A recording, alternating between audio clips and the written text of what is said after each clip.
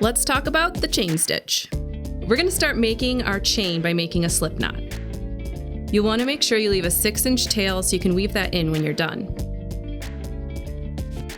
Drape the tail over your index finger and just wrap it around. Pinch the loop and then go through that loop and pull through your tail. And then tighten it by pulling up on the string attached to the ball, and you've got your loop. Then take your crochet hook and just insert it through the loop. And if you pull on the loose end here, you can gently tighten it around your hook. You don't want to pull too tight. You want to make sure you can slide it back and forth on your hook. Now you need to get the yarn on your left hand, so wrap it around your pinky and bring your index finger under it, and you're ready to start chaining. Take the hook and go under the yarn. Hold on to the loop that's on your hook with your pointer finger. Grab it here, and then twist your hook so it's pointed down. And you're going to pull it through the loop and pull it off, and then turn your hook back up. You'll want to pull the stitch back on the fat part of the hook so you don't make your stitches too tight.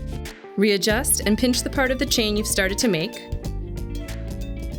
Then scoop your yarn, catch it on the hook, twist the crochet hook so the hook part is facing down, and then you come through that loop that's on your hook and off.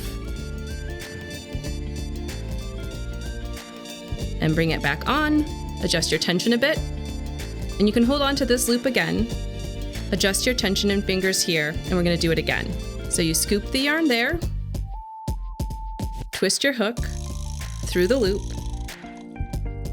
and back onto the main part of the hook. Scoop the yarn, pull it through the loop, back onto the hook, and we keep doing it. And as you get the hang of it, you can go a bit faster.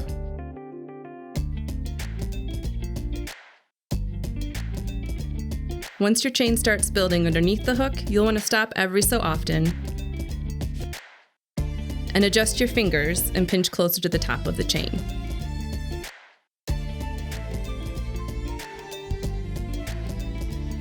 And that's all there is.